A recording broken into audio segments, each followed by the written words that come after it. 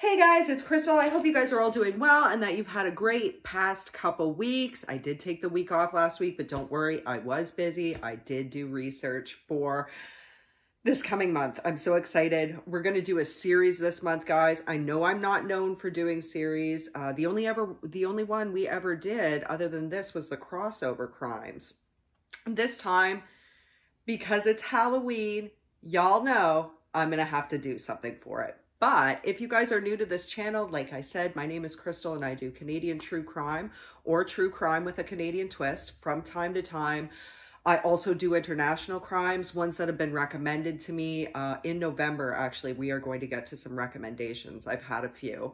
I also do ones that interest me, ones that I've been obsessed with, or ones that sometimes show the difference in the political systems in the country and the criminal systems, just so that we have something to compare things to and see the differences from. So if that sounds like something you guys want to get behind, hopefully you will like these videos. Hopefully you'll subscribe if you haven't already done so. Hit the notification bell. It might work, it might not.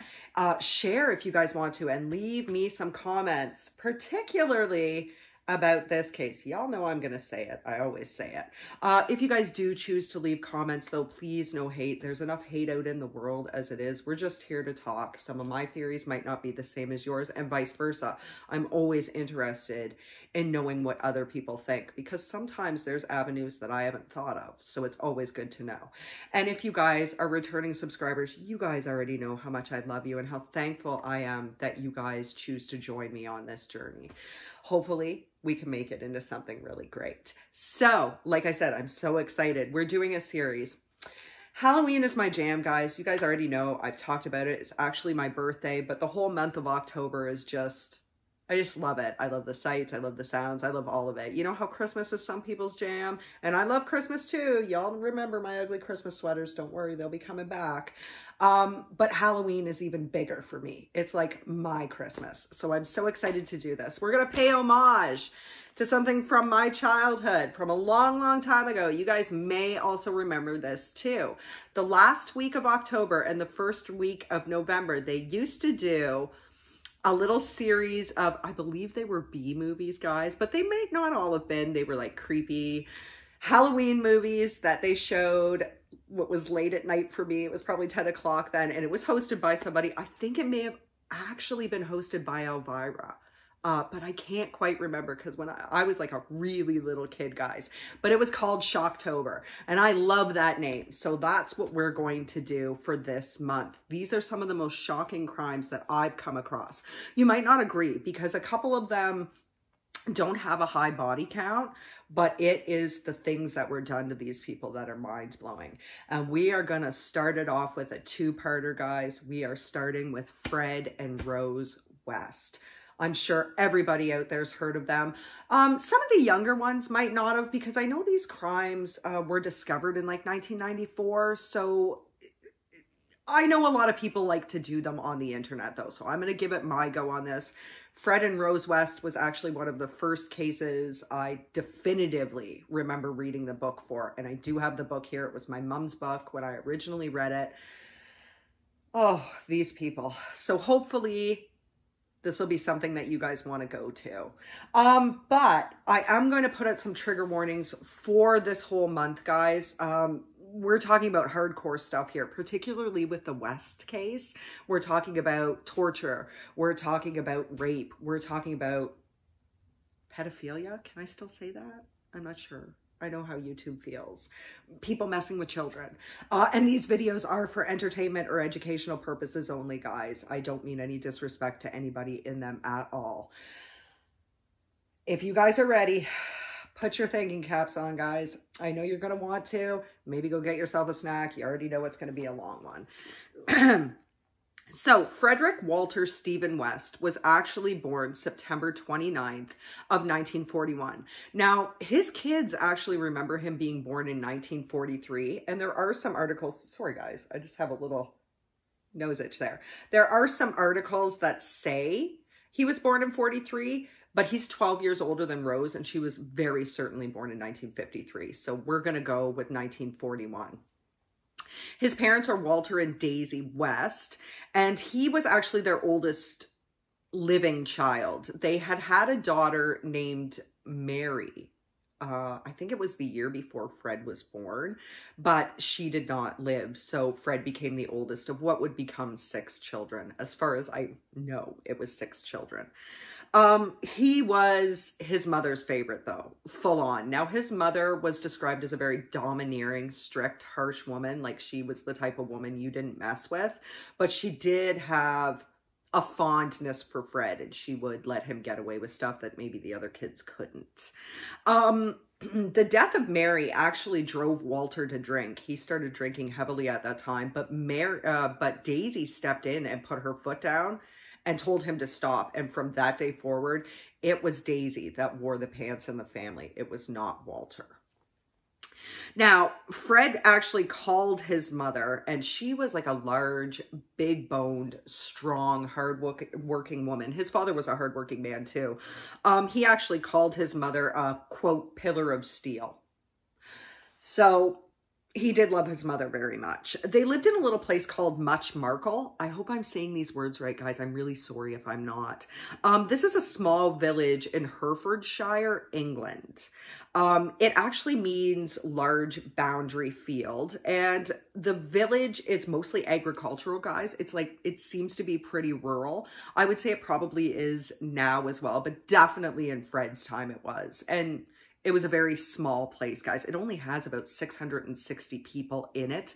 That was as of 2011, but that's the newest information I can find on it. Fred and all the kids, of course, helped out on the farm.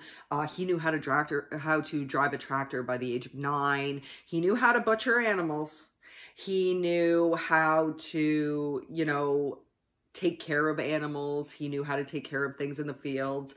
As far as I know, on their farm, it was mostly cows, pigs, a lot of pigs, chickens, sheep, and I guess they grew corn as well. That's what they said. Now, Walter and Daisy were actually tenant farmers. That means they didn't own the land that they farmed. Now, Walter thought of it as his farm, and he actually wanted to pass it down to his sons when he retired. That's how into the farm he was, but it was owned by someone else. Tenant farming is basically you live on the land and you work the land for the actual owner of the farm in exchange for some of the proceeds from the farm. It would probably be more like ownership, a share in the livestock. You could probably have as much of it to eat as you wanted to, a share of the corn, and in having a place to live. You're living there basically rent-free as long as you're farming it for the farmer, but somebody else owns it. Much Markle, too, is about 2 hours and 35 minutes from London, guys, just to give you a rough estimate. Now, Fred, of course, didn't do well in school. Much like Willie Picton, guys, he was actually made fun of. I think his brothers and sisters probably were too, because they always smelled like the farm. They always smelled like particularly pigs. He was made fun of quite a bit for that. Didn't seem to bother Fred as much as I know. Hygiene wasn't really one of Fred's fortes anyway, so I really don't think it bothered him much that he smelled that way. You know, he was friendly enough. His family said when he was younger and in his teens, he was very charismatic. He was easygoing. He was cheerful. He got along with everybody. Fred was a fairly good child, or so it would seem. Now, he didn't go to school for very long. He probably quit when he was 14 or 15, guys, and it didn't matter anyway. Fred was not particularly good at school. He was not a scholar at all. In fact, when Fred was finished with school, he was barely literate. He didn't know how to read very well, and he didn't know how to write very well. He could, but it was full of misspellings and things of that nature. He just was not good at that stuff. His family even said he was basically illiterate. On the farm, of course, like I said earlier, Fred learned the art of butchering, particularly the hogs. The family would just say, okay, we want to have, you know, pig for dinner tonight. And Fred would be skilled at being able to go out and do this. And this is something that would serve him later on, let's just say. The family itself has been called strange. They were all called strange, but they were very close-knit and would often stick up for each other. It would not be a big deal to see his mother, Daisy, go down to the school if one of the teachers had yelled at the kids and actually rail out at them. She was a large, tough, domineering woman, and she did believe in physical violence, guys. She would beat her children for infractions. Didn't say too much about Walter, so I don't know if he did, but she definitely would be okay with putting them in their place, let's just say. But they seemed to be a loving family. Other than that, they seemed to be quite close-knit, quite together at this particular point in time. And of course, Fred got off easier than most of the kids because he was her favorite. Daisy always wanted to keep Fred close to her. Now, a lot of this is going to be rumor, let's just say.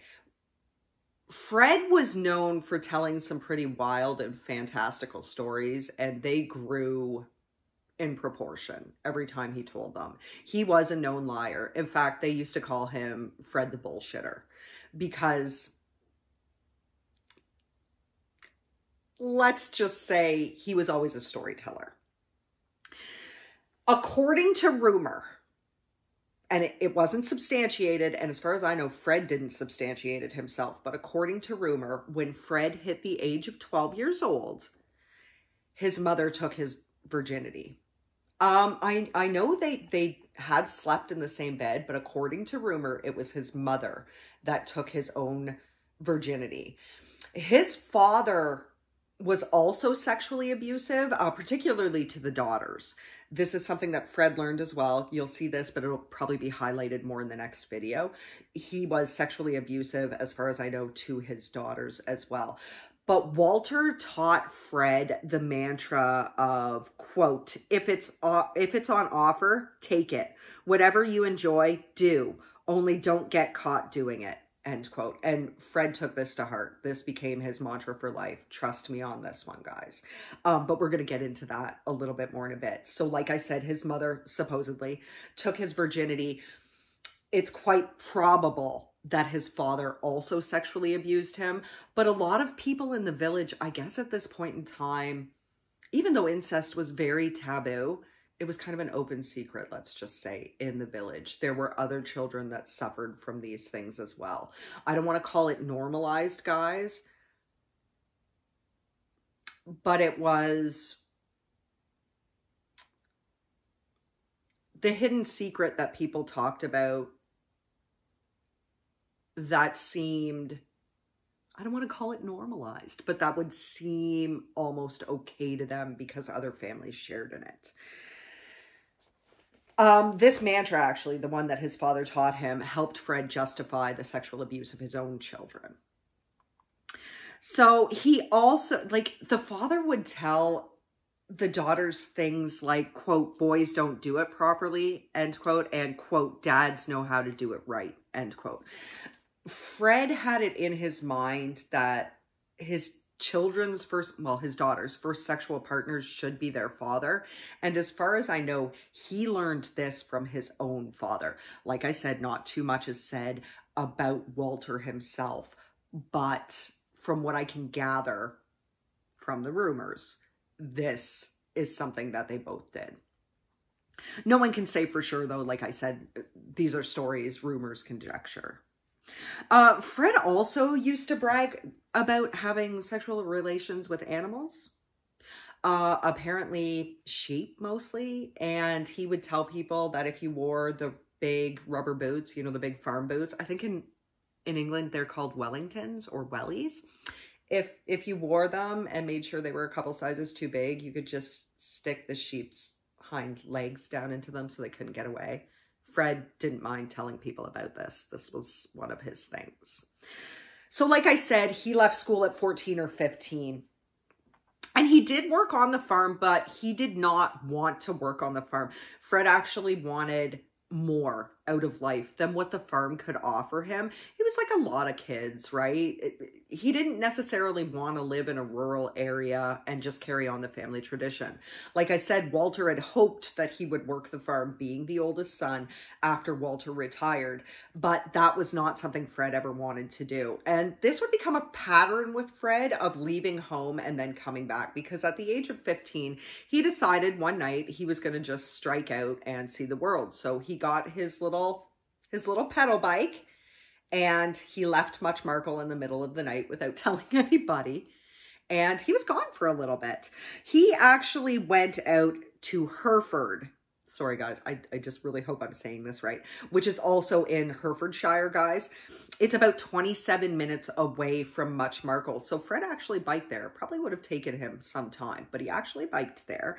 And it's a bigger area. It's got a population of about 60,800 guys. So this was likely the biggest place that Fred had been to. And it would definitely seem like a city to Fred. And he stayed there for a little bit. I think he was there for a little bit more than a month. He got a job immediately on a building site. And in order to make sure he could always be there, he actually just slept at the building site. He didn't bathe the whole time he was there. He didn't wash. He didn't clean his nails, nothing like that. This is a thing with Fred West. He doesn't care about hygiene. And he just lived in this partially unfinished house that they were building. This was his deal. That is one of the only good things you can say about Fred, is that he was very much a hard worker. He earned that from his parents, and there was never a time that Fred didn't have a job. He would always go out and look for a job no matter what it was. He had a lot of different jobs, and sometimes he would work multiple jobs at a time, but he was always a person that was working. Wasn't necessarily for the money for flashy things, guys. Fred made money, and he would need it. Money started mattering more a little bit later on, let's just say. So eventually he did return to Much Markle. And he stayed there for a stretch. He would do this, like I said before. Oftentimes, guys, he would disappear for a little while, come back to the farm, disappear, come back to the farm. Now, some people said that he had a falling out with his parents over that first leave, and that after that, Fred just couldn't do anything right. That doesn't seem to be the case, though, guys. It seems like when Fred came back, and that was okay. I did hear that his mother actually beat him when he came home for taking off late at night without telling anybody. And then once she was done, she said, okay, son, now we're square. And life went on as usual. Now, Fred's parents have been described as unattractive. I already said it. I'll show you some pictures in a little bit, guys. Fred could also be described as unattractive, at least to me he is, plus with the fact that he never bathed or anything, like, ugh. But I guess when he was in his younger years, he was considered quite a catch. People did think that he was handsome, and he always had ladies around him, guys. He was never unpopular with the women. Like I said, at this point in time, he was very cheerful, he was very outgoing, energetic, charismatic, charming. People liked him at this time. This changed, though, guys, for Fred in about 1958. Now, the kids themselves remember Fred telling the story that it was 1959. That doesn't seem right. It seems like it was 1958. At this point in time, Fred had developed a really deep love of motorcycles, and he had this love for quite some time. Of course, Daisy was highly against these motorcycles because the motorcycles would take her son away from her into the world of women. And of course, Daisy didn't want her son to have partners. He was dating at this point in time. And I feel like Daisy was probably jealous of these women. None of them were really ever good enough for Fred, of the women he dated at this point in time. But regardless, he was seeing a lot of people. And the motorbike, of course, gave him freedom. So he did buy his first one in 1957, but in 1958, he suffered a really bad accident, guys. Some people say that he was actually near death. Of course, there's a lot of stories around this accident and how bad it really was. Fred made up a lot of things later on, But the accident basically took place after he was going to go and visit a girlfriend. Her name was Elsie. He had been dating her for a while. Of course, Daisy hated her, and of course, she blamed her for the accident too. But on his way back, something happened with a bend in the road. He either misjudged the bend, or he was going too fast, or some people even say that his motorbike hit a partial, like a bicycle that was laying on the ground. And as such, he actually went through a wall, guys. He went through a brick wall, and this wall was not thin by any stretch of the imagination. Now, according to Fred's recollection later on. Oh, one more thing, guys. Some people say that he wasn't wearing a helmet, but from all other stories, he actually was wearing a helmet, and he hit the wall so hard that the helmet actually broke in two. I don't think the helmets were as hardcore as the helmets we have now in 1957 and 1958, because they just didn't know enough about brain injury at that point in time. As far as I know, though, guys, he was wearing a helmet. So he hit the wall. Now, Fred told various stories about his injuries, and he was injured pretty bad, guys. He told people that he had actually died on the table, and that he only woke up when they put him on the mortuary, the slab, the metal mortuary slab. That's when he woke up. He told people he had a metal plate in his head. And he also told people that he was actually laying in a ditch for 8 hours before anybody found him and brought him to the hospital. These are stories he told his kids, and these are stories that they believed at that point in time. Now they have a difference of opinion, but at that point in time. What is true, though, guys, what is absolutely known for truth, is that Fred was actually in a coma for 7 days, and he did have a fractured skull for sure. He also had a really, like, a severely broken nose, which could have, I guess, added to his looks. Maybe that's why I considered him maybe not as handsome. He just, also because of the things he did, he's just not a handsome man, but he did severely break his nose. He also severely broke his right leg, guys, in quite a few places.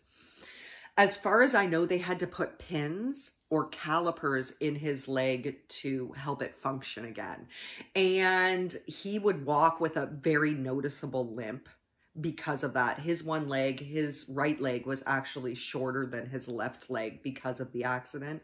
So for the rest of his life, he actually walked with a noticeable limp.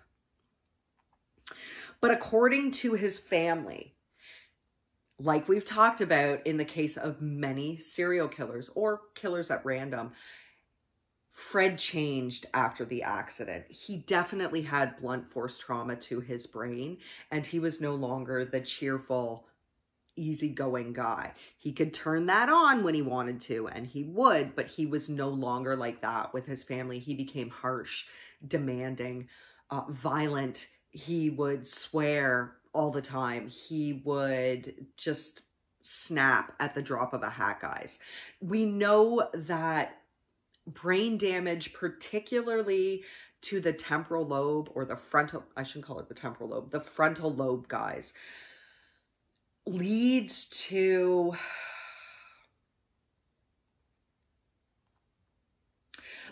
brain trauma, which also leads to a lessening of the impulse control within people. They're not as able to control their impulses, and as such, they'll act on them. It usually makes a person more violent. Even people that hadn't been violent before may end up violent because of this. It changes your personality. It also affects your emotions. Because the frontal lobe is the lobe where impulse control, violence control, and emotions are stored. So it will also change your emotions, and you won't act correctly emotionally in situations because of it. John Wayne Gacy, Richard Ramirez, Bobby Joe Long, these are other examples of brain trauma and serial killers. I'm not saying that the brain trauma is the reason for what Fred became, but I do believe it's part of it. I do believe that this accident definitely caused a change in Fred. If he hadn't had the accident, maybe he wouldn't have ended up as bad as he did, but regardless.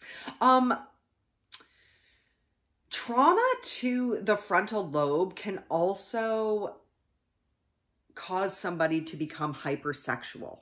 Now, Fred was already introduced to sexuality at a young age, guys, and he was already, according to rumor, partaking in relations with his family members and relations with animals, but regardless. So after this, Fred came home and he recuperated for about 12 months at home. He was not very nice while he was there. In fact, I think he told his family to F off when he did go and leave. And he decided that at the end of the 12 months, he was going to become a sailor. That was going to be his next mission in life. And he's about 18, 19 at this point in time, guys. So he decides it's once again time to strike out.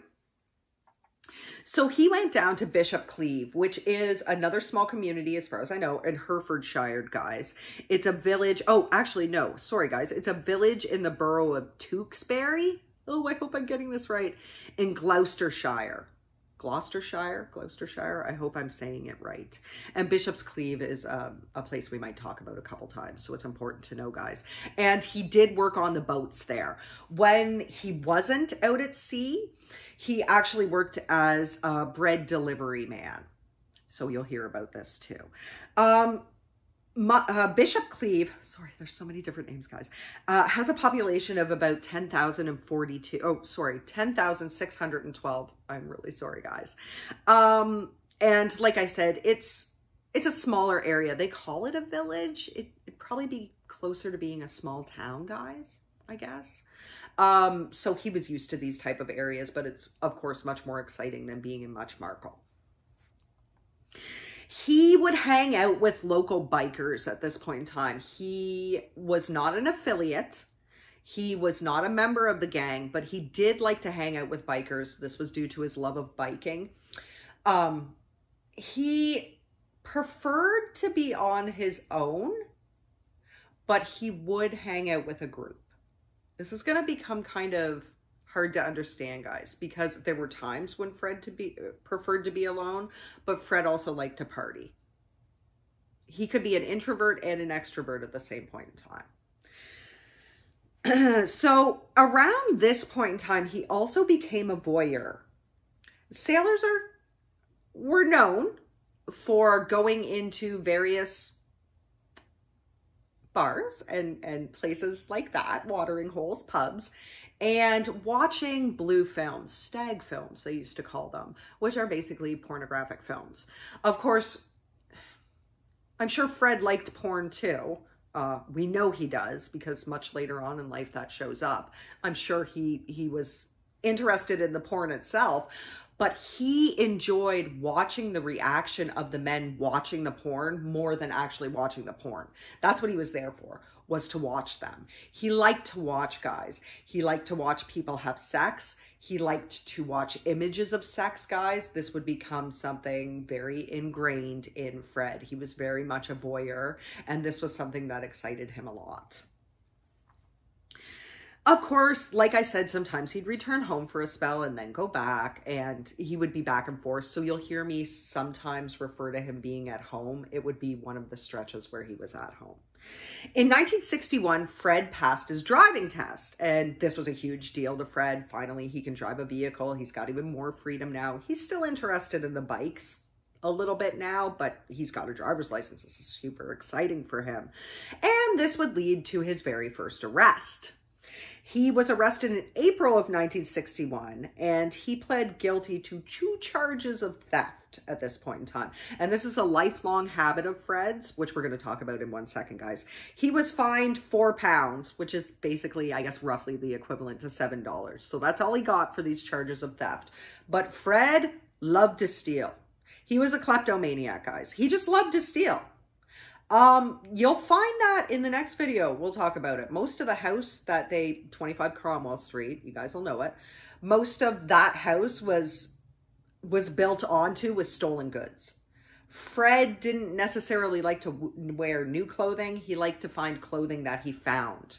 And he would wear it for like days and days and days and days and days. He liked to find clothing from dead people. He liked to find clothing out of the trash or things that people had given to him. He didn't care. And these were things he didn't have to steal. He had money. He worked. He just didn't care. He liked to steal. He'd steal tools. He'd steal bikes. He'd steal toys for his kids. He'd steal everything. He didn't care. And he was particularly known for stealing at his work sites as well. He loved to steal.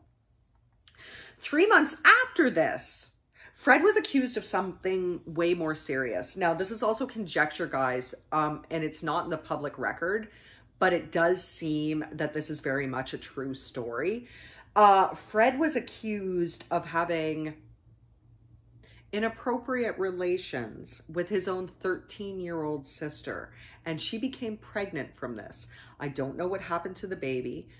I do believe it was born, but I'm not completely sure about that, guys. He was accused of impregnating his sister. He was home around this point in time for Christmas, and it would seem like since he had gotten back to Much Markle, that's what he had taken to doing, was having relations with his 13-year-old sister. At this point in time, I think you can fully diagnose Fred as a pedophile. He did enjoy... I know a lot of people describe pedophilia as being attracted to people that are under the age of 12. Fred was like that. He did have some attraction to much younger girls. But his main component seems to be in the mid-teens, 13, 14, 15, 16, in those areas. And he had an attraction to much younger girls. He also used to hang out with a lot of younger people too. Fred himself wasn't super smart, plus he had the brain injuries, so it's possible he just felt comfortable around younger people. It's also possible he just believed he could manipulate them easier. He never denied the charges to anybody that he had been having inappropriate relations with his sister. He was like, yeah, so it's there, whatever. As such, though, his parents actually did kick him out of the house. It was okay for Walter and Daisy to have relations with their own children, but not for their children to do this. So they did actually remove him from the household, and Fred went to stay with an aunt. He started a job on another building site at this point in time as well, and was caught stealing from the job site. So once again, he's charged with theft. He was stealing tools, and this would be in October of 1961. He was found guilty of these charges on October 18th, and he was fined about 20 pounds. So this would be, $27, $30. He did actually go to trial for the inappropriate relations with his sister. Sorry, guys, I'm trying to say it in a way that's not too filthy for YouTube. For molesting his sister. He did go to trial for it. His mother gave defense in his honor, guys. She actually provided the defense with a statement on Fred's behalf. She still loved her son very much, even though she had kicked him out for messing around with her daughter. She gave evidence against it. They also had the family doctor, a man named Dr. Hardy, come and give expert testimony on Fred's behalf as well.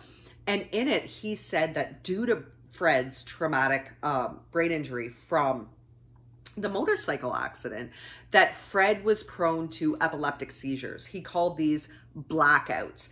And the defense was hoping that the jury would see that because of this, Fred was blameless for what he did. He couldn't help it. He had a head injury.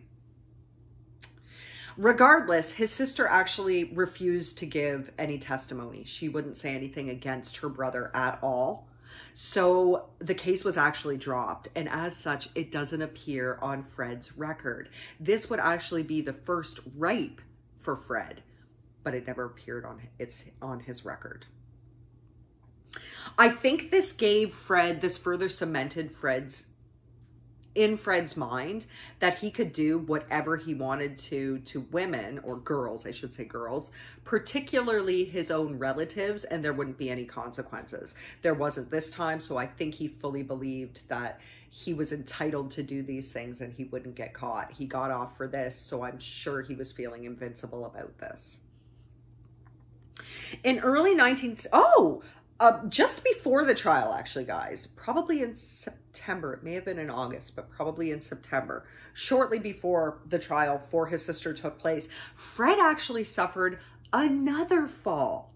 This time he was on the fire escape, I believe it was of a pub or of some building, and he was trying to grope some girl up there. She must have turned the wrong way. Good for her. He actually fell about 10 feet down and landed on his head on the ground. He was in a coma, once again, for about 24 hours, but after that he shook it off, and it didn't seem as if it affected him in any other way. Now, it probably traumatized his brain even more at this point in time, so I would definitely say Fred does have some brain damage. It's not excusing anything he did, because I think a part of him always wanted to do this. Remember his father's mantra, do what you want, just as long as you don't get caught, take what you feel like. So I think it was it's definitely a combination of how he was brought up, nature and nurture, right? Although this may not have been Fred's true nature, this may have been due to the effects of the brain injury. In early 1962, he raped a 15-year-old girl. I think she just needed a ride somewhere, and she knew Fred. They drove, and then he drove her to kind of like a hill type area, raped her there, immediately apologized after he was done, and then he told her that it was okay. He suffered from blackouts, so he didn't actually mean to do it. He told her not to be afraid because of it. She did say that after he raped her, he did appear to be unwell. Those were her own words. And she actually didn't tell anybody for years. In time, she had her own 15-year-old daughter. And her 15-year-old daughter actually met up with Fred. And I think they did some work together. Fred told the girl that he and her mother had had relations, and as such, he may be her father. She went home and told her mother, and her mother said, no, Fred had raped her. There was no way this man was her father. But see how it presents itself in Fred's mind? According to Fred, every woman wanted him. And if a woman didn't want him, then, these are his own words, not mine, then she must be a lesbian, because everybody wants Fred. And in his mind, the rapes he committed weren't actually rapes. They were either because of his brain injury, his blackouts, or they were because the woman really wanted it, and they were just having relations. So Fred met his first wife, Rena, in 1962. And Rena was actually born Catherine Costello sometime in 1944. She was from a small place called Coatesbridge, which is near Glasgow in Scotland. So she was a little Scottish girl. Rena had a rough upbringing. In fact, many of the people Fred victimized had rough upbringings. Not all of them, but most of them. It was like Fred could sense a damaged person and make them do what he wanted, or do what he felt like that to them, and there wouldn't be any consequences. He had the innate ability to seek out people that were vulnerable and damaged. Rena was a very pretty girl, but she had been in trouble with the law since she was about 11, and she was known to practice prostitution, guys. She was in and out of what they used to call girls' schools or reformatories. In England, they're called borstals. And at one point in time, she met up with a girl named Margaret McIntosh, and the two of them became really good friends. Margaret graduated the reformatory before Rena did, and when she did, she moved to a place called Ledbury in England. I think she had family there, guys. And after Rena left, after Rena was done with school, she went to stay in Ledbury as well with Margaret, and the two of them found jobs as waitresses, although Rena was doing other side hustles. Now, Rena met Fred through Margaret. I think Margaret was dating a friend of Fred's, and that's initially how Rena and Fred hooked up. But within days of meeting each other, Fred was trying to perform an abortion on her. Yes, you heard me. Rena was already pregnant at this point in time, and we're going to talk about that in a second. But Fred believed for some reason that he was able to perform abortions. He would go around and tell people. He would brag about it. Need an abortion? I'm your man. Don't worry about it. I can do all of this. Of course, he quit school at 14. No medical training. Can't read. Or, well, barely can read, barely can write, but according to him, he could perform abortions. Fred had an obsession. There's no other way to describe it but then as an obsession with female anatomy, particularly the reproductive system. It's possible he could have gone to a library and look at pictures in medical dictionaries. He certainly didn't read them. He wouldn't know how, but it's possible he looked at pictures and that's how he thought he knew how to perform them. Regardless, he told this to people throughout the rest of his time. So he had somehow convinced himself that he was able to do this. Anyway, within days after this botched abortion, which of course did not go through, he and Rena were dating, and this was a tumultuous relationship. Like I said, Rena was already pregnant, and there are many stories about the man who got Rena pregnant. Because she was known as somebody who liked to have fun, and she was known as someone who was up for anything, and she didn't give a crap about who her partners were. I mean, she was already prostituting. As far as the details for Charmaine, this would be Charmaine's father. As far as the details for this guy, it was said that he came from Pakistan, and that he was a bus driver, and that he and Rena had just had a fling, had just had a one-night stand in the back of one of the buses. Maybe 1-2 nights, maybe it was a week. And that's where Charmaine came from. Regardless, Fred took this story and ran with it. He seems to have quite an interest and also almost a respect for Charmaine's father. He would create wildly fantastical stories about this man. He told people that Char's father was this Pakistani student who was super smart and dressed to the nines, came from a wealthy family. I think he told people that his family owned the bus routes, actually. And that when he met Rena, the two of them were together, and Rena was dressed in all of this splendor that matched him, and somehow Fred managed to get her away from him. But he really talked up Char's father. Although from what we know, Fred was a known bullshitter. Every time he told this story, the story would just get bigger. This guy would get more wealthier. Eventually, he could have been royalty, according to Fred. But regardless, this was not Fred's child. It didn't seem to bother Fred at all that Rena was pregnant. And even though she had tried to abort her child, it didn't work. It didn't work. Fred didn't know what he was doing. So Fred did eventually bring Rena home, and once again, Daisy hated Rena. She hated everything she stood for because Rena was a very loose woman. Whatever anybody wanted her to do sexually, Rena was up for it. Rena was up for anything and everything. She loved a good time. She loved booze too. Booze probably helped with everything. She was a known drinker. But whatever anybody asked her to do sexually, she would do. Fred wanted to take pictures of her? Sure. Wanted to tie her up? Sure. Wanted to watch her have sex with other men? Sure. Wanted to take pictures of that? Sure. Nothing seemed to bother Rena. No position, no violent, kinky sex act bothered her. She was up for any of it.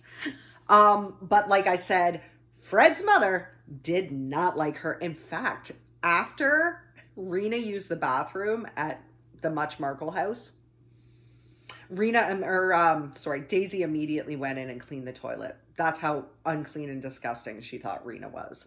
Nevertheless, The two of them married November 17th of 1962. Fred and Rena did get married. Rena was about 18. Fred would have been about 21. The only family member that showed up from Fred's family was his brother, John. He was particularly close to John. They shared a lot in common, let's just say. And all they did was get married at a local registrar's office. Fred didn't even take the day off work. He just arrived basically in his work clothes. He was a little bit cleaner in this one. He did clean up a little bit. And then after they were done, all they did was go out, have one drink, and Fred returned to work. That was his thing. Fred was always working. Fred did make up with his family at this time. They would see Fred, but Rena was not allowed to stay at the house. And that's where Fred had been living. So as such, the couple really didn't have any place to go.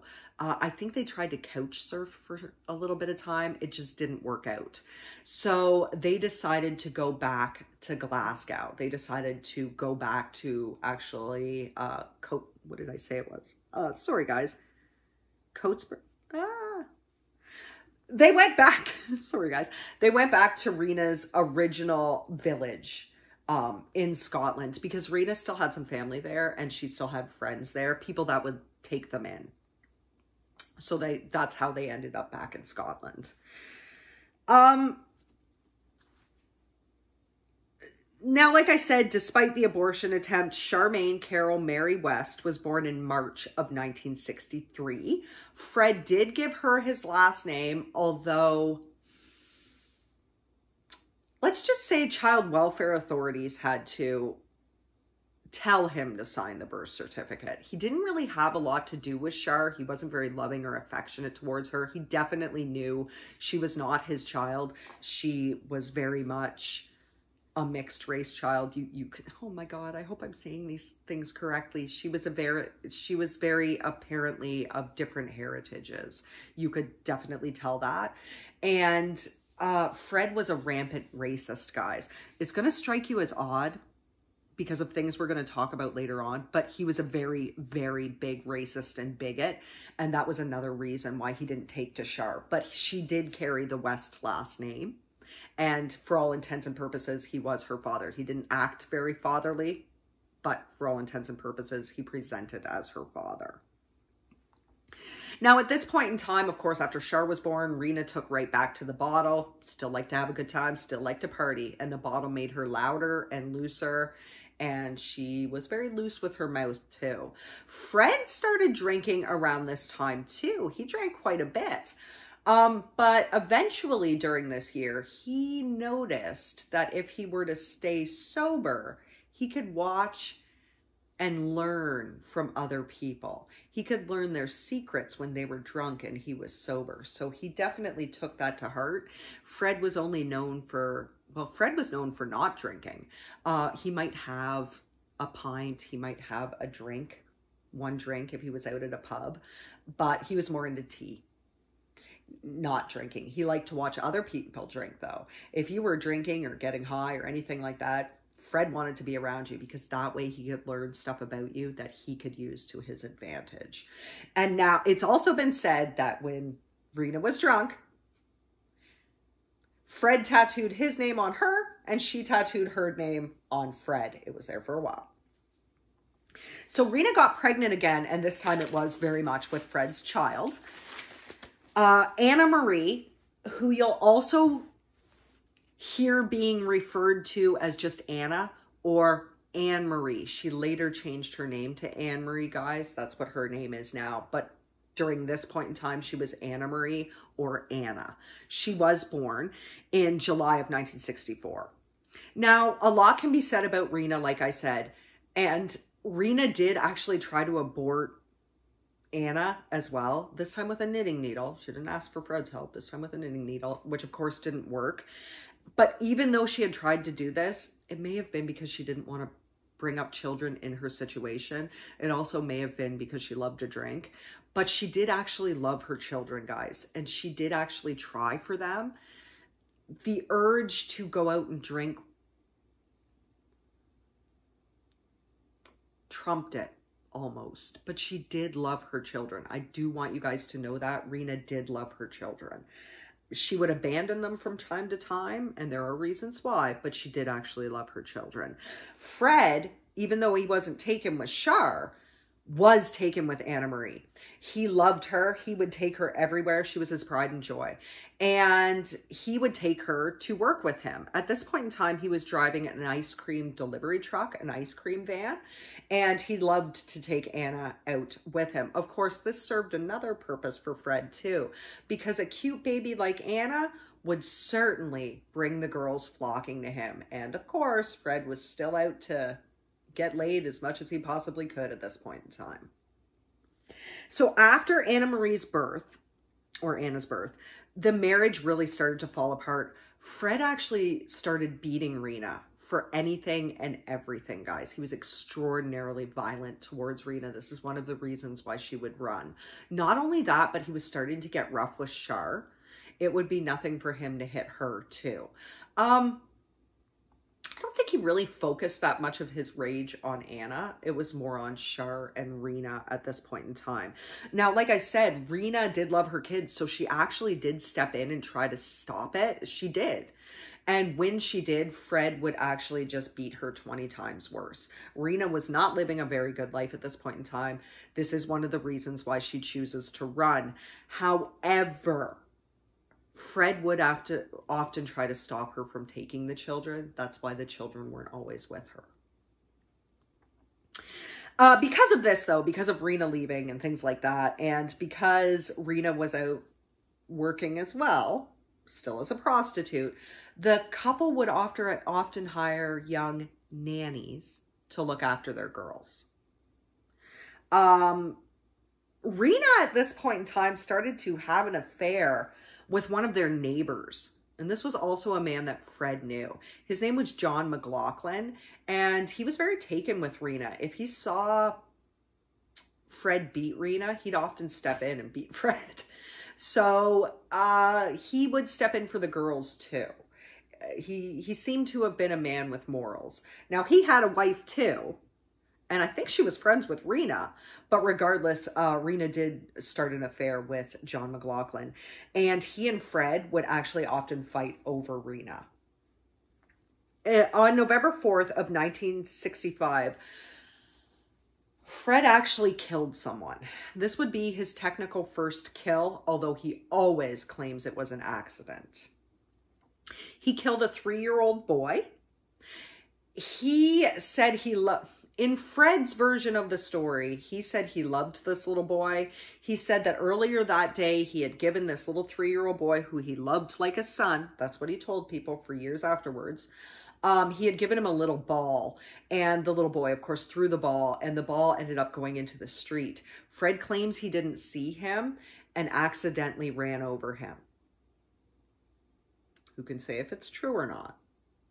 There are a lot of people, particularly in Scotland, who believed, particularly from that neighborhood, who believed that Fred killed the little boy on purpose. But according to Fred, he's always adamantly denied that. I can't tell you for sure. It's always been called an accident. So people, like I said, were angry from the neighborhood. People in Glasgow and in Scotland are starting to get really, really mad. During this point in time of the death of the 3-year-old, Fred befriended a 15-year-old boy. Like I said, he always likes to hang out with younger people. Befriended a 15-year-old boy named Robin Holt. In fact, Robin was such a friend to him that he would often go and help Fred with various jobs, almost like an apprentice, but they were good friends with each other. In February of 1966, in February of 1967, Robin went with Fred to visit his parents in Muchmarkel. Okay, so in February, he went to go visit Fred's parents in Muchmarkel. At this point in time, Fred had actually relocated back home. He was homesick, number one, for England, but number two, he figured a lot of people in Glasgow especially were out to get him because of the accident that killed the little boy. So he decided going home would be the best version of things for him. He would come back for Rena later. He was just going to go home and get established. And he was actually living in a caravan at this point in time. Not too far from Much Markle, guys. He loved caravans. That's another thing with Fred. He loved caravans. So like the big Winnebagos almost, guys, you know, like the ones that you can camp in that have everything. This would be similar to that, only smaller. There were like caravan, almost like a trailer too, guys. A lot of people talked about it, from what I can gather anyway. A lot of people talked about it like living in caravans, almost like living in a trailer park here. Only these caravans would be smaller. But Fred loved them. When Fred was a kid, every year his family in the spring, I think it was May, would go and caravan at Berry Island. That was one of the big places they would go. So to Fred, this was almost second nature. And like I said, he loved him some caravans. So he was living in a caravan at this point in time, not far from his parents' house. Now on February 22nd of 1967, Robin Holt disappeared. He disappeared. He had last been seen in Fred's company that they knew of. They knew he had been on the farm, but on the 22nd, he was reported missing. He was later found March 3rd in extremely bizarre circumstances, guys. This is a 15-year-old kid. So he was found half naked, hanging from a rope in a barn. It was in a shed, actually, I should say. It was like in a shed structure, and this was only 6 kilometers from the caravan that Fred lived in. Spread out underneath Robin's body were pictures, pornographic pictures, various stages and things of that nature. And I think that the faces on the pictures were colored out, but don't quote me on that. They were spread out in a circle, like a semicircle, where he was hanging from. He had disappeared and he was hanging. No one was able to find him until March 3rd. Very interesting. Of course, police immediately assumed it was a suicide, and this has always been marked as a suicide. I just want you to remember the death of Robin Holt, though, because when we talk about what Fred did later on, you're going to notice certain similarities, and it may change your opinion on what actually happened to Robin Holt. I'm just going to leave it at that. Now, like I said, Daisy didn't like anybody Fred was associated really with. But she especially didn't like Charmaine. She didn't want Charmaine at her house. And at this point in time, Fred had both the girls. Like I said, he was getting established.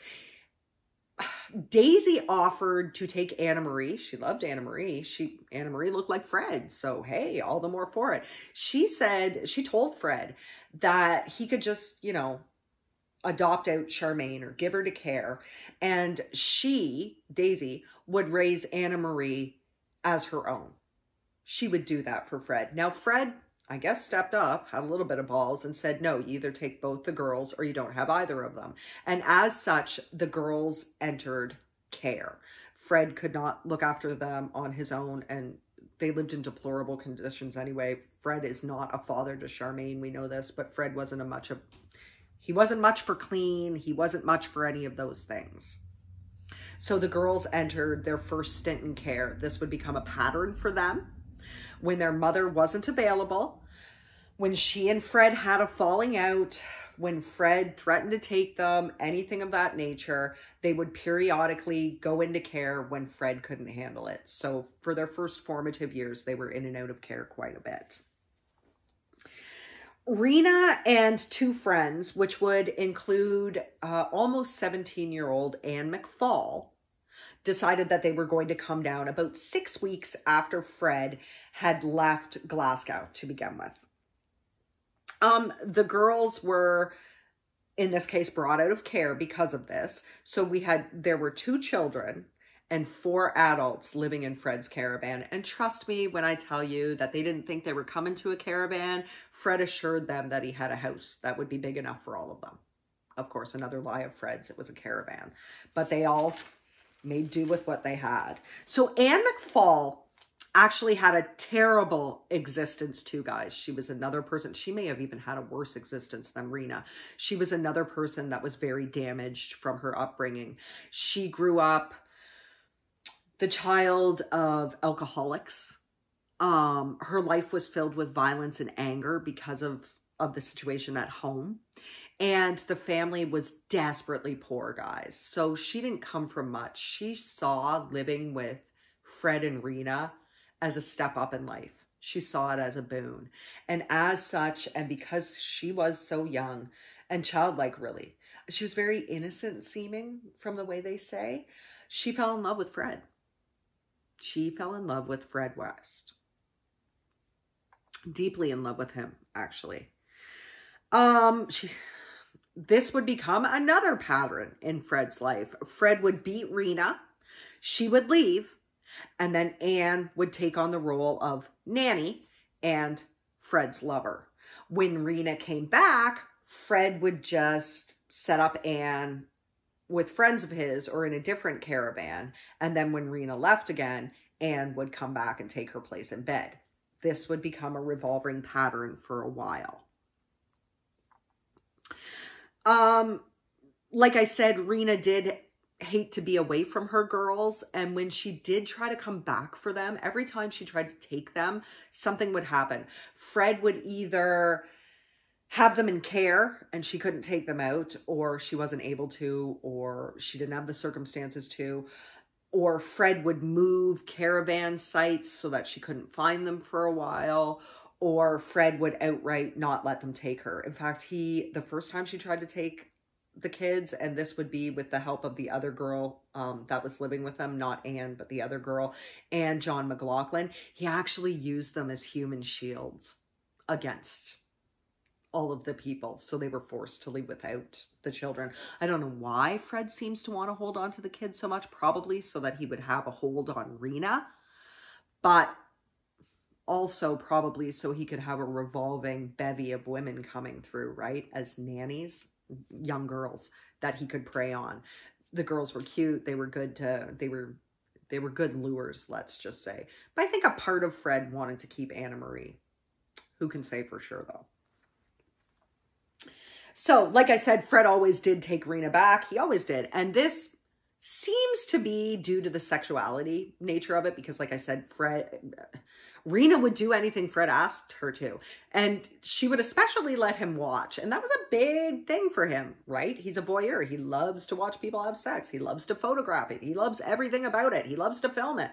So she was willing to perform any and everything he asked her to, willing for him to photograph her, willing for him to set her up with whatever man that he felt like she was more than willing to. And this seems to be the main reason why Fred and Rena worked, if you will, or why Fred stayed attached to Rena.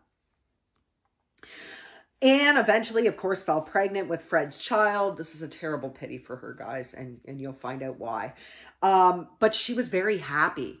She actually wrote letters home, guys, saying that she felt that she'd have a better life with Fred than what she could have in Scotland. Like, that's how terrible her home life had been. She actually wrote them home. But she did seem to be happy. She was about 17 when she fell pregnant. She was coming up on her 18th birthday at this point in time. In July of 1967, when she was 7 or 8 months pregnant, most people say 8 months, Anne McFall disappeared. And Fred always talks about her as if she was his angel. I think he wrote like some rough book, or he tried to dictate some rough book while he was in prison, while he was in remand before trial. There's more to get into with that later on. That said something about how he slept with an angel, or how he fell in love with an angel or something like that. And that was Anne McFall. Regardless, she disappeared. And this would be in July of 67. They didn't give an exact date. Apparently, there was a conversation held between Daisy, Fred's mother, and Fred's brother John, in which Daisy told John that Freddie killed a girl, meaning Anne, or that girl. And apparently Daisy actually liked Anne. She was one of the few that Fred brought home that Daisy actually liked, I guess. Sorry, guys. Regardless, she told John Freddie killed a girl and buried her in Kempley Field. It was never brought up again after that within the family until probably later on. It was never brought up after that, and that was the only time she mentioned it. But there was some conversation around it. Fred told people he'd thrown Anne out. I don't think he actually gave a reason for it because Anne was always fawning all over him. Anne was deeply in love with him. Anne was happy to be pregnant. Doesn't make a lot of sense, but he told people he threw her out, ostensibly probably to work on his marriage. Apparently the reason why things happened to Anne McFall was because Fred didn't want to get divorced, but regardless, her body and that of her unborn baby were found in Fingerpost Field in Muchmarkel in June of 1994. So many years later, guys. This was Fred's first confirmed kill, was the death of Anne McFall and her fetus, her 8-month fetus. According to people, he killed her somehow, most likely strangulation, in the caravan and then transported her remains. I do know that a robe tie was also found in the small, deep hole that Fred dug for her remains. A robe tie, you know, like the things you tie around your robes, were found, and I think it was supposed to be in the general area of her wrists, but don't quote me, guys. They just said that this robe tie was found along with her. It didn't appear many other clothes were, but I can't say for sure. And it appears that she was at least somewhat restrained before death, so maybe he was forcing her to take part in some kind of sex act. I don't know. What is known is that he dismembered her. He cut off her head. He cut off her arms, and he cut off her legs at the hip. And he then buried them. It would be the torso and the removed head first. And I think he would wrap the heads in plastic bags. I know with some of them he did. I don't know about if it was all of them. And then he'd have their like legs and arms on top of them. This was his big thing. He could have dug an actual grave, but he didn't. He just dug a small hole that was very, very deep, and he put her remains in them. He also cut the baby out of her womb. This would have probably highly excited Fred too, because of his vast interest in human anatomy. So he'd actually be able to see the insides and the unborn baby as well. It was never mentioned if the baby was a girl or a boy, guys, because they'd be so decomposed. It would just be skeletal. But another interesting thing was that when Anne was found and the baby, Anne was missing kneecaps. Several of her finger bones and her toe bones were removed as well. This is a compulsion for Fred. He doesn't really speak about why he does these things. This is another pattern, guys. This is something he'd do with almost every victim. Take away these tiny, small bones, and they're never found. No one knows what Fred did with these bones. No one has any clue at all, guys. Fred didn't talk about that. Now, he could have taken them as trophies, you know, trophies to mark his first real murder. Although, who can say about the last two? His first female murder, I guess, if that makes sense. It could have been a source of his trophies, something for him to take back with him. Another thing, though, could be his compulsion to steal. He could have taken these bones away with him because of his vast compulsions to steal, guys. It could have just been, oh, I got to take something back with me. It could have been a reason. He already stole their life. Now he's stealing pieces of their body. This was just a thing Fred seemed to have to do. Dismember, remove some of the bones. And like I said, Anne was only 18 at the time that she died, and the baby was only an 8-month fetus at this point in time, 7 or 8 month fetus. Now we're going to switch over and we're going to talk about Rose for a little bit. So Rose was born Rosemary Pauline Letts on November 29th of 1953. She was actually the youngest daughter of William and Daisy Letts. Her mother is also named Daisy.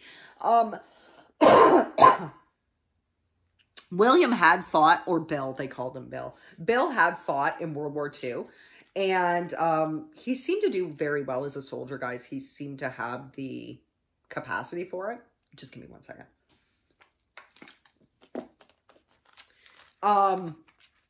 He actually stayed in the army until about 1953, until he could retire. But probably being in the war definitely had some impact on Bill, guys. I believe he was suffering from PTSD.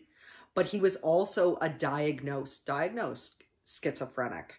He was a violent man. He was known to snap at any cause, any and all things. He would just snap. You'd never know when he would do it. He just would. And when he snapped, he would beat his wife. He beat Daisy so much. She became very docile and servile, guys. She became very, very downtrodden because of this. Very docile, very willing to do whatever she could to make him happy, I guess. Very willing to take the punishment. I'm sure she didn't want to take the punishment, but he basically beat any and all spark of life out of her. Daisy seems like she was the most normal of either of the family, and she seems like she actually did love her kids, but she was very beaten down by her spouse. Now, Bill also had other quirks to him. He very much enjoyed clean. Everything had to be clean. Everything had to be shipshape, right? He was in the army. A lot of people are like this. But the reason why I say he probably had PTSD is because on occasion, he would lock himself in certain rooms. And it was almost, he was in the Navy. So it would almost seem to him like he was back on the ship. And he would actually steam the rooms and bleach the carpets. That was one of his quirks. He ruined a lot of carpets that way, but that was one of his quirks. And like I said, he was very violent. Not only did he beat his wife, he would beat all of the children too. It didn't matter for whatever he felt like. I guess meal times were an absolute disaster at their house. Everybody had to be quiet. There was no talking. If you did say something, you'd get beaten. Even if you didn't say something, you'd probably get beaten. He'd be known to throw away the food if he felt like it. He was very, very unhinged, guys. And this was the father that Rose had. So when Daisy was pregnant, actually, I think it was a little before she found out, or it was before she found out, but also during the time that she was pregnant with Rose, she suffered a series of mental breakdowns, probably due to the violence that her husband heaped upon her and her circumstances. And as such, the doctors decided to give her electroconvulsive therapy. Okay, it used to be called electric shock therapy. Back then it would have been known as that. And it was basically more of a new medicine cure-all. I don't want to call it a new age, but it was more of an advancement in treating mental illness at that point in time. Obviously, we know the effects it has now. It is still used to some extent now. So basically what they do, guys, you're strapped down to a table. You are conscious. They attach electrodes to your brain and they run electric currents through your brain to help change the brain activities. In some cases, it recharges the brain activities. In other cases, it can modulate it, let's just say. Like I said, it is somewhat used today, guys. They still do use it today, mainly as a cure for very, very chronic and deep ingrained depression, because what it does, hi Lola, what it does is it actually takes away your short-term memory and it alleviates the depression for a while. It's not a cure-all. It won't cure you forever, but they do still use it to some extent now. However, when Daisy was pregnant with Rose, she was subjected to this. She had this therapy done to her. Do I believe that this therapy impacted Just give me 1 second, guys. We're going to have to pick it up. Do I believe that this therapy impacted Rose and her thought processes? Yeah, it would make a lot of sense if it did, because Rose's brain would have been forming at this point in time. And those electric impulses to it could have definitely caused some damage to her lobes, her frontal lobes. That doesn't excuse what Rose did later on. Very much didn't, because she was smarter than Fred. It doesn't excuse it. But it could have been one of the reasons behind it. We, of course, don't know what kind of trauma this left on Rose, but it definitely had an effect. Rose was a different baby when she was born. She wasn't hitting the milestones that most other babies do. And she was regarded as a very strange and odd child. In fact, her family nicknamed her Dozy Rosie, and she actually liked it. She didn't mind that. She had some strange behaviors, particularly rocking. She could sit in like a chair and rock back and forth, or like on a couch or on the ground. She's not really cognizant of doing it. It was just a natural response. Her daughter Heather did this too. She would lay in bed at night and rock so hard that the family could hear it. But anyway, Rose was actually a very pretty girl. So I think now, guys, is a time to show you some pictures. Like I said, oh, this book doesn't show. This is actually the book I took most of my information from, guys. The other 2 books we'll be using later on. I didn't use articles because I noticed a lot of mistakes in them. Just from what I can tell. I will use some articles later on for the more newer information. But at this point in time, this is where the information came from. This is one of the first... Well, this is the first time I ever heard about Fred and Rose West, and that was all the way back in '98, guys. So this is a bit of a dated book now, but it's a very interesting book, and I remember it quite well. But the kids have also written some books too. This is actually May and Stephen's first book, so they were very, very young then, and they do have quite a few pictures in it, guys. So these would be from all of their collection. So if you want to see... There's some actual pictures, I'm trying to get the glare off, guys, of Fred and Rose. And Rose was really a pretty girl. I couldn't lie and say she wasn't. These are Fred's parents. So you can see how dominating his mother is. And I'm going to try to see, guys, I think it would be in this book. Sorry, guys.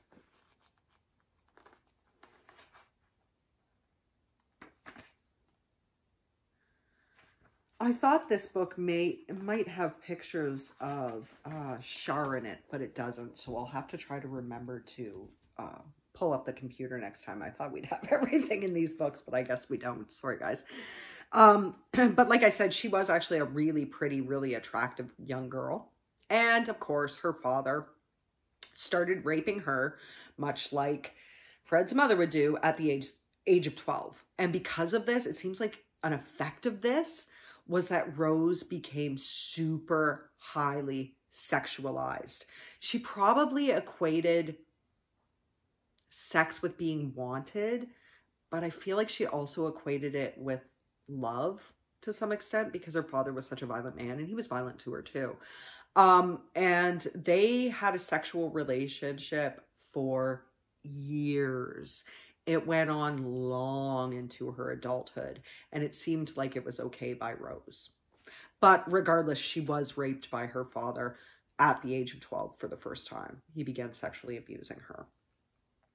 Now, Rosie at this point in time had 2 younger brothers as well, one called Gordon and one called Graham, and the 3 of them formed a very tight unit.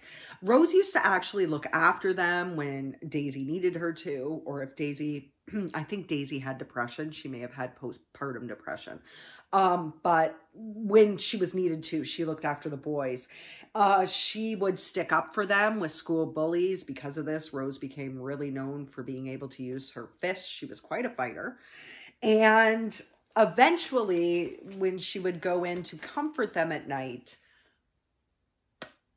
they would partake in sexual activity. She had full-on relations with at least one brother, one of them.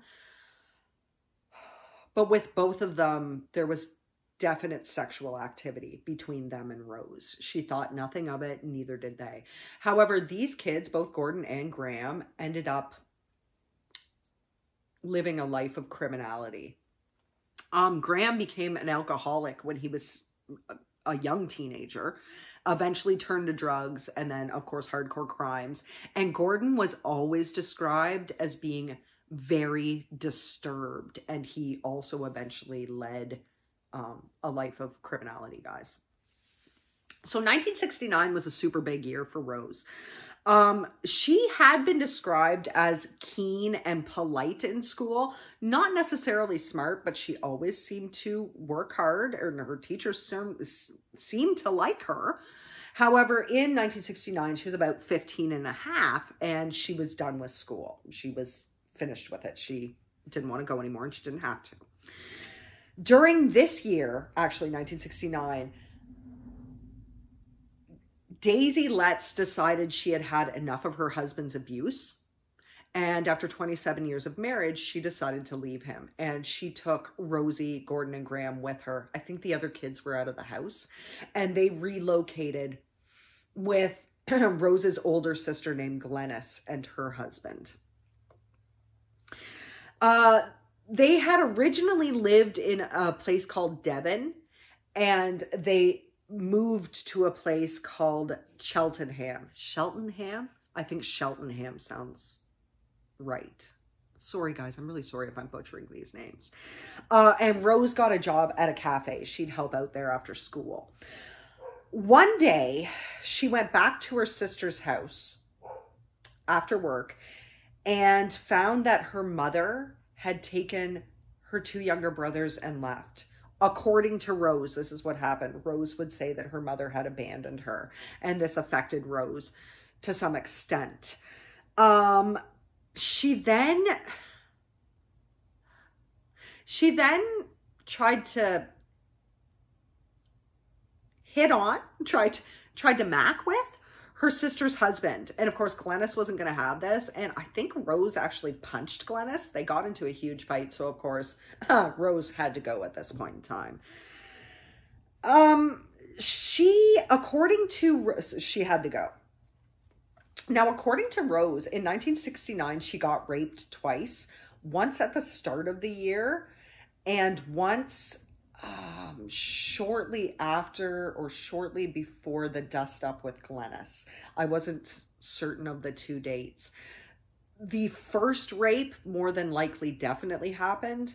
The second rape, people aren't too sure about, but she did say that in 1969 she was raped twice. Eventually, at this point in time, because she doesn't have a real fixed address, Rose would just take up with whatever man that wanted her. So she'd have a place to sleep for the night. She's very sexually adventurous every way.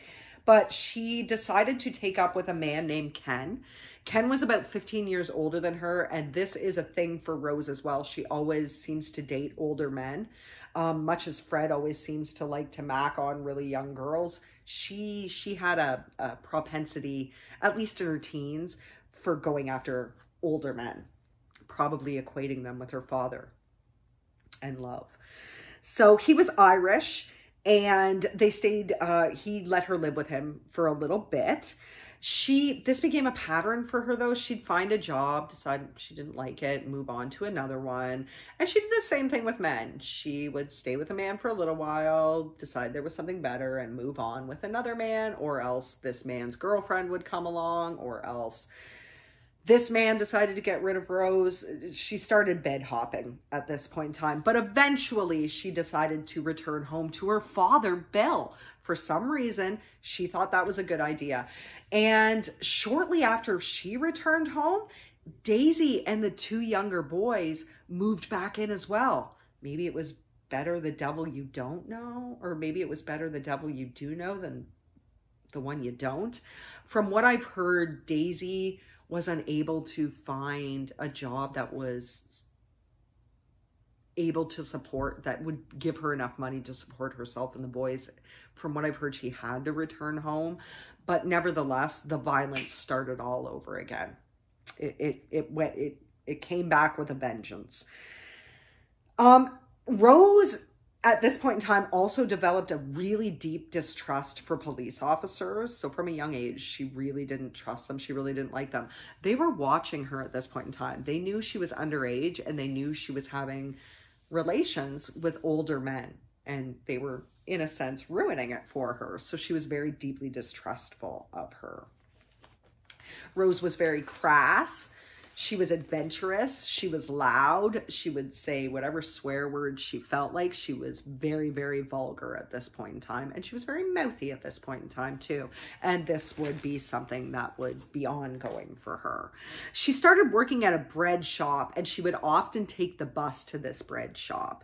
And it was there in the summer of 1969 that Rose met Fred West for the first time. He had actually watched her getting off and on the bus, as he was prone to doing. And at this point in time, he's 28 and she's 15 and a half years old. And he decided he liked what he saw. Well, she was a pretty girl. He decided he very much liked what he saw. So he approached her several times and asked her out. And every time, at least at the beginning, she would say no. She just didn't have an interest in Fred at that point in time. Now, a little bit later on, he sent a friend into the bread shop with a gift for Rose. And this Rose was a fur coat and a lace dress.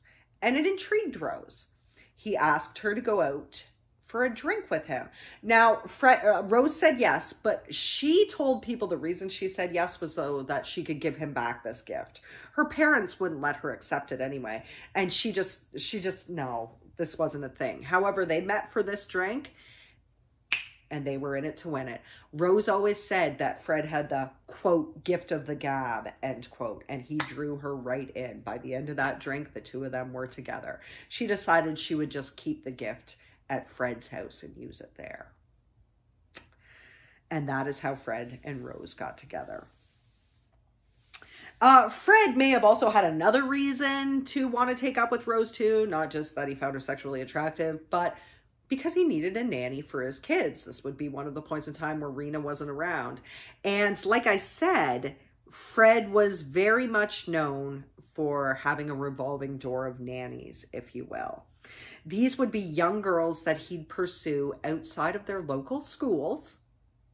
He'd lure them into the van with promises saying, oh, you know, are you looking for a babysitting job, blah, blah, blah. They would go with him to the caravan site, the home site, meet the girls, and be instantly drawn in. But it wouldn't take very long for Fred to start in with his sex talk. This is another thing that you're going to notice about Fred West. He loves to talk about sex. Maybe the first meeting, the first time he meets you, he'd seem like a normal enough, charming chap, you know. But by the second or third time you met, he'd want to know all about your sex life. He'd be bringing up sex all the time, various positions, blah, blah, blah, blah, blah. That was part of his MO. So very shortly after meeting him, these girls would be inundated with his sex talk. And he would also tell them he could perform abortions. He still has that thing where he could do that. He'd show them sexual photographs, these young girls, and ask them to pose for him in sexual photographs. Sometimes they'd take him up on the offer. Sometimes they wouldn't. He also offered several times to be their pimp as well. I guess he's used to Rena prostituting. I guess he figured he could make a go at that too. So, Fred and Rose shared a lot of things. They would talk a lot in the early days. Like I said, she was charmed by his stories. She liked his storytelling. She liked the things he told her. And he actually disclosed to Rose that in 1959, while he was still a sailor, he had fathered, but it was also while he was working as a delivery man too, right? He worked as a bread delivery man in 1959. And according to Fred, all the women on his route were throwing themselves at him. He did actually have relations with one of the people on his route, and she was a younger woman. And the two of them actually had a son in 1959, and his name was Stephen with a V. There's a reason why I say that. But Fred ostensibly abandoned him. He didn't have much to do with him until later on. And even then it wasn't much. So he took Rose home, and of course Rose met the girls. And initially Rose was quite taken with the girls and was very good to them, from everything that has been told. Before she ever got pregnant, before she ever hardcore lived with Fred and all the stuff started happening, Rose was very good to the girls. She would often make them dinners, and Rose was said to be an exceptional cook, guys. She was said to be a very good cook, and she would also make them clothes too. But she was very taken with the girls, both of them, at that point in time. Now, Rose's parents hated Fred. They hated him with a passion. They thought he was too old, too rough, too dirty, too gross. Can you imagine Bill having filthy Fred West into his immaculate house? Her parents absolutely hated him. But at this point in time, Rose was smitten. She quit her bread shop job without her parents knowing. Fred would actually give her money every week, so it looked like she was still working. And she was looking after the children and Fred at this point in time. Even though they weren't supposed to see each other, of course, they are still seeing each other. I mean, she's staying at his house for periods of time. There is another thing to note, and it's that definitely by this point in time, Fred was sexually abusing Shar for sure. A neighbor had actually, no, you know what? It was Margaret McIntosh herself. Remember, Margaret McIntosh was Rena's friend, who she originally relocated to England with, saw Fred abusing Shar sexually when she was a child, like when she was a baby. So he had already started sexually abusing Shar. He's having sex with as many different women as he can. He just can't seem to get enough of anybody. I'm sorry, guys. It's so... But there's definite indications that he was definitely messing with Shar at this point in time. Not Anna, not at this point. So Rose was, of course, just like her father, just like her mother, she loved clean. She was exceptionally clean. And we know Fred's little caravan was a pit, basically, guys. It was disgusting. So Rose set about to clean it up. And another thing with Fred was that tools also sexually excited him. So he would like to have a collection. He loved to have a collection of tools around him.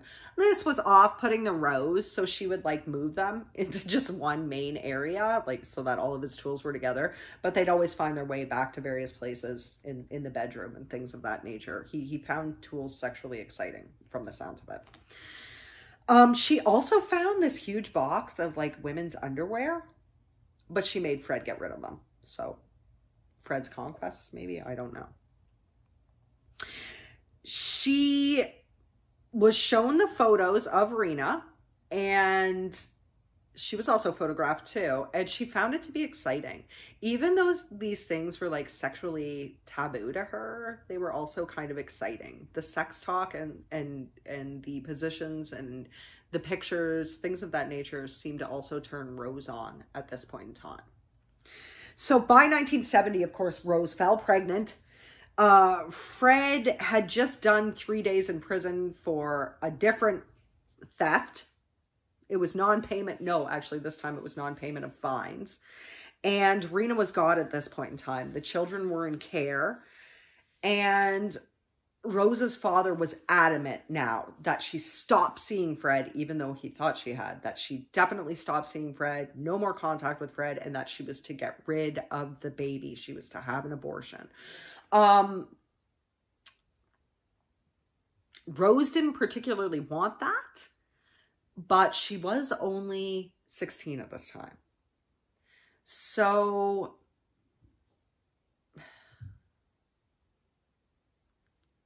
she pretended to go along with her parents, let's just say. She was told if she didn't do this, she'd be out of the family. And as such, she was sent to a children's home for a short period of time, guys. She stayed there for a short period of time. And she finally told them, oh yeah, I'll have the abortion. So they brought her home, but she never intended to have the abortion. Instead, on the morning she was supposed to go, she took off and left with Fred.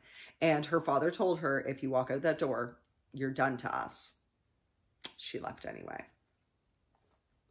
So Fred and Rose moved in together. And of course, at this point in time, the girls were taken back out of care and brought back home with the two of them. They wouldn't be put into care again after this. They lived in a place called Cheltenham, or they lived, sorry, Rose already lived there. So they settled down in Cheltenham on a place called Clarence Road. And Cheltenham is another town in Gloucestershire, if that helps you guys. Sorry, guys, there's so many different names. This was a one-room home. Like, it was very small for that many people. And it wasn't ideal, but they made it work. It was the first of many rentals, guys. It wasn't ideal, but they made it work. Rose was quite the little mother to the girls at this point in time. This was before the true troubles had started setting in, and everything seemed to be okay at that point in time, but it didn't stay that way, and it couldn't stay that way. Fred often invited anybody he felt like off the street to come in and party with him and Rose. That was his thing.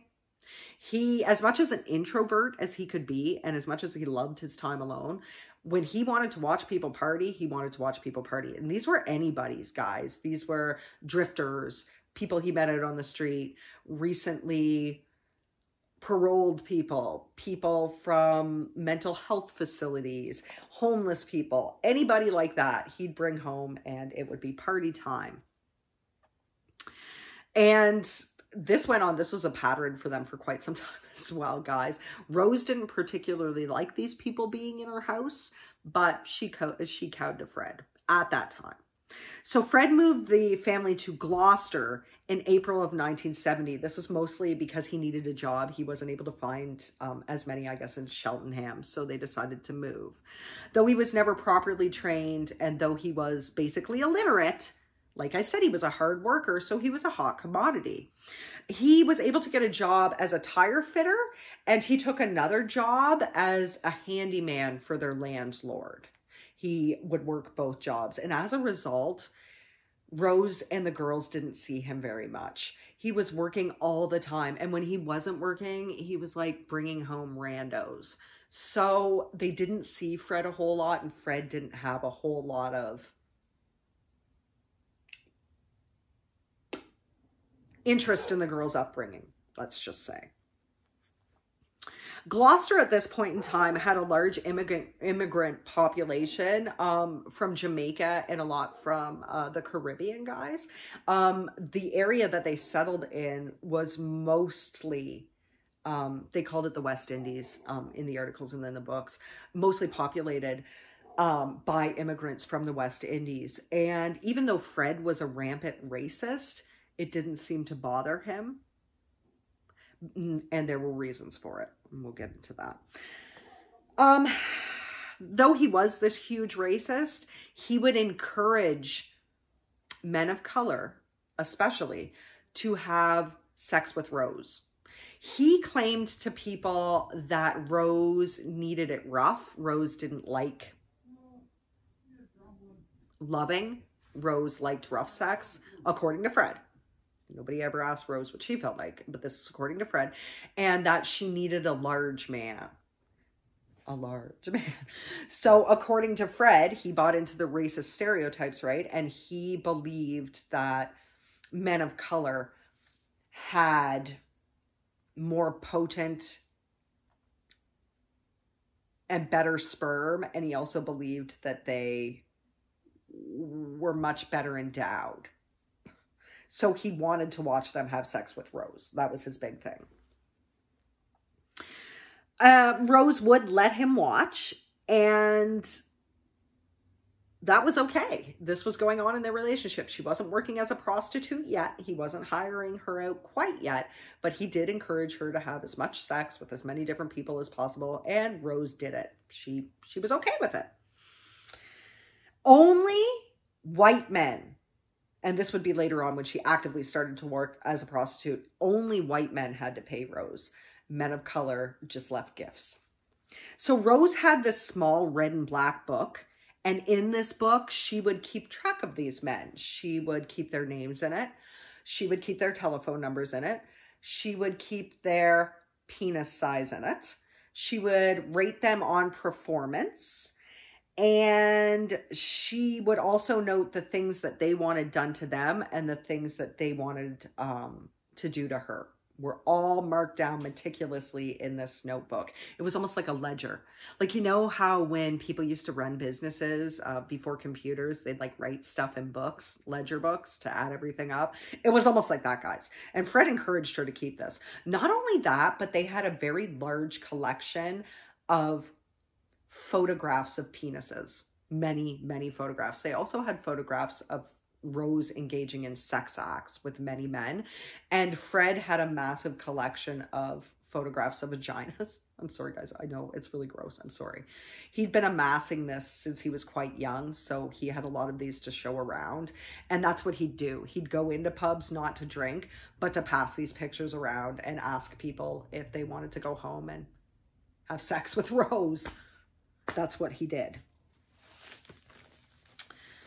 They also had this huge collection of sex toys, including dildos, obviously. And one of them was a 14-inch one that was supposedly Fred's favorite. And Fred would encourage Rose to use these. And he also encouraged her to take larger and larger and larger objects into himself. And he would either film this or watch through a hole in the wall or whatever. For real, he would do this.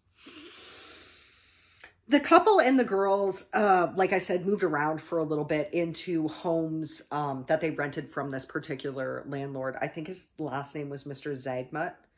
They would move into various residences that he owned. And eventually they settled into an apartment at 25 Midland Road. So you're thinking 25 Cromwell Street. You'll hear about this, but Midland Road also plays a really big part in this. Fred had told the girls at this point in time that they were to call Rose mom. He told them that she was their mother. Whatever excuse he made for Rena, I don't know, and that they had to address her that way. And both girls were hesitant, Char especially so. Charmaine very much loved her mother. When the girls were in care and Rena went to go visit them in care, it was often Char that Rena would take with her. She was more the mummy's girl, and Anna was more the daddy's girl. For all intents and purposes, it does seem that Fred did love Anna. He did very disgusting things to her, but she did actually worship her dad, guys. She loved him very much, despite what he did to her.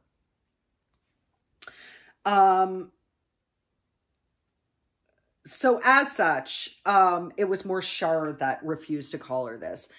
Anna didn't necessarily want to call her mom, but she was the more docile of the two sisters, so she would do it. She may not like it, but she'd do it. Char, no way. She refused to call her mom. She refused to do any of the things that Rena told her to do, and she would always say, "You're not my mom. I don't have to do what you tell me to do." This, of course, pissed off an increasingly volatile Rose. At this point in time, she has more on her plate than she can handle. She's 16 years old. She's pregnant. She's dealing with a 6 and a 7-year-old. They're driving her batty. They're living in small houses. Fred's never around. She seems to be more volatile when she's pregnant as well. She still has the effects of everything that her father did, plus how she was raised going on for her. So yeah, at this point in time, she's increasingly volatile, and it's Char that gets the brunt of it. Anna gets her share, but Char that gets the brunt of the abuse. And just like her dad, Rose could snap at the drop of a hat, right? It wouldn't matter much. She grew increasingly sadistic with her rage at this point in time, mainly because she was trying to see how far she could push the girls, but also because Char refused to cry. Anything that would happen to her, anything that was said to her, any of the beatings she took, the draggings by the hair, the being tied up, the nudity, the wooden spoons, sex acts from her father, anything like that would not make Charmaine cry. And I think Rose was trying to break her. Char had spirit. She couldn't be broken like Anna Marie. And she was defiant. And as such, Rose had to punish her more and more sadistically. She felt she had to, and she wanted to. Let's face it, Rose likes punishment. Char was very aggravating to her, so she would punish her. And we're talking about sometimes the kids were tied to their beds, sometimes they were tied up together, sometimes separately, sometimes they were dragged down the hallway by their hair, sometimes they were beaten, sometimes they were beaten with wooden spoons, sometimes they were tied to chairs.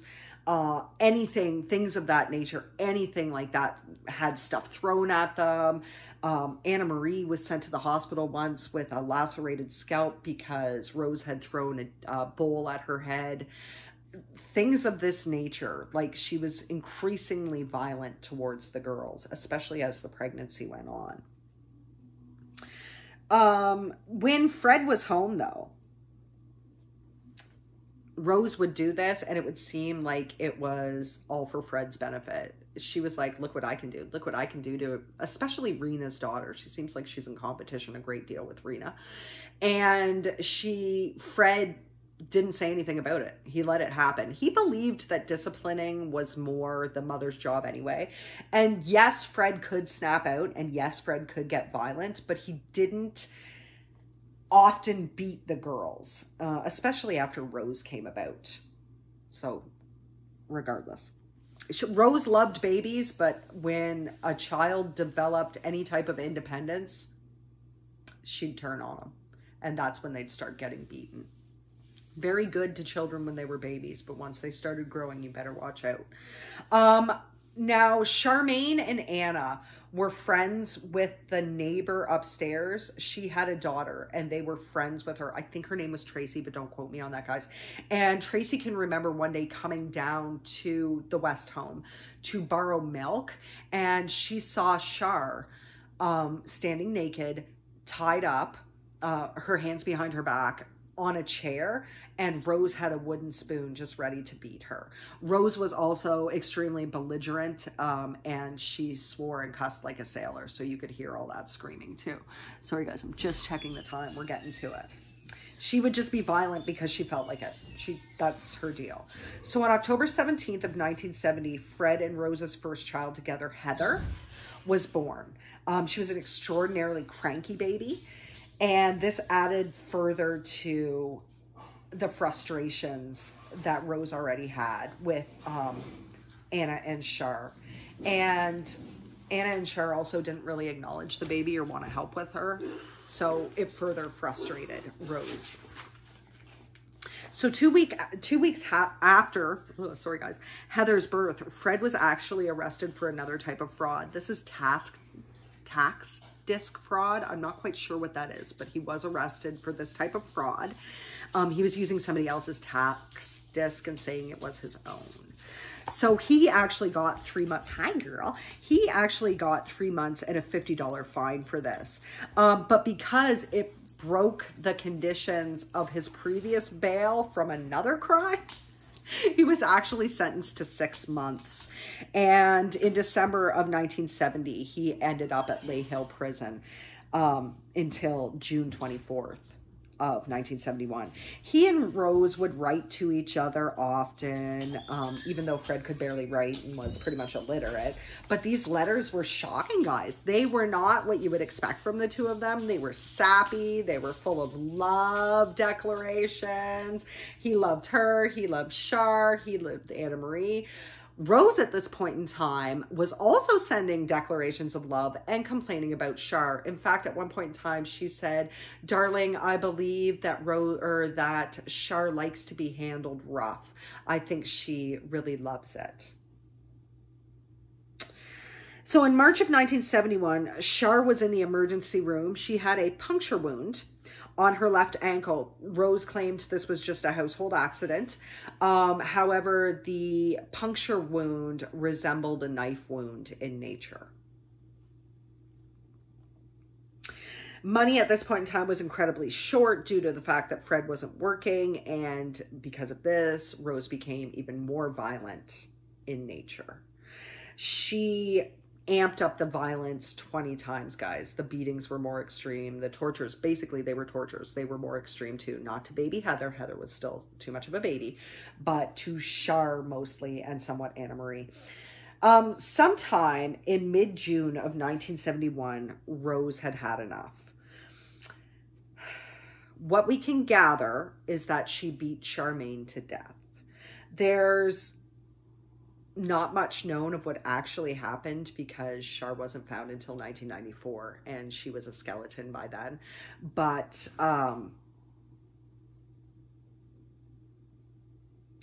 things can be ascertained from the condition of the body. Now, a lot of you are going to say it was Fred that killed Charmaine. From all evidence, from everyone's memories, from everything, that's not the way it went, guys. Fred was almost certainly still in prison at this point in time in Lay Hill for the 6-month charge on fraud. Rosemary was staying with the children at this point in time alone. Fred was not around. He didn't get released until the end of June, and it was mid-June that everybody remembers Charmaine going missing. So it was definitely Rose that killed her. Almost definitely. Fred did try to take the rap for it. Fred did tell people he killed her, but it's almost certain that it was Rose. However, neighbors can recall that Fred was still in prison, actually, when Char disappeared. Now, Anna and Anna actually recalls this too, that Fred was still in prison.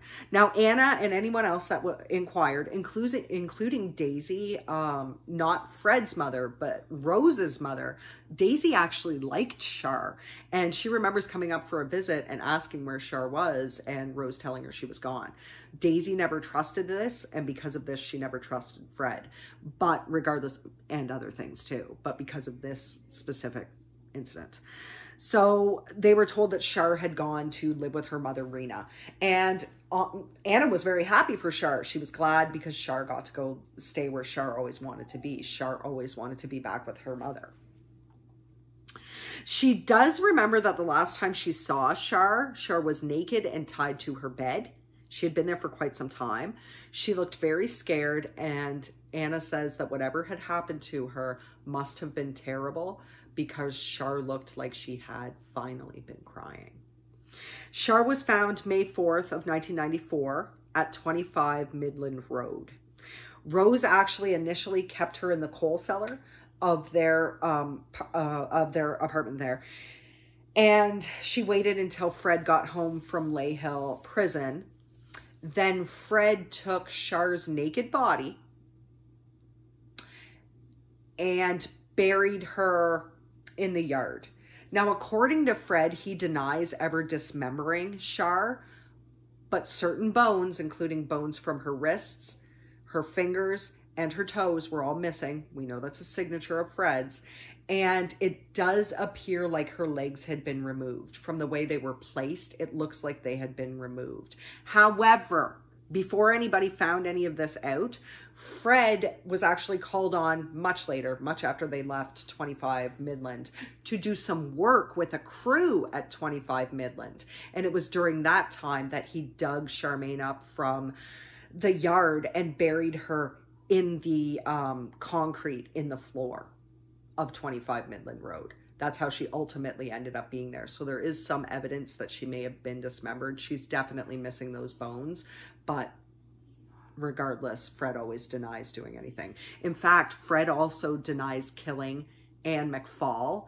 He says somebody else did it, but he buried her. Char was approximately 8 years old at this point in time, and she was only ID'd through dental records. In fact, it took them quite some time to ID her. As for Rena, she was still around from time to time and still on occasion would live with Fred. She lived with him when Anne disappeared. She was also with him when 15-year-old Mary Bastholm disappeared. And at this point in time, guys, we're going to have to stop. I wanted to go a little bit further, but we're almost at the 2-hour mark, guys. 15-year-old Mary Bastholm has never been found.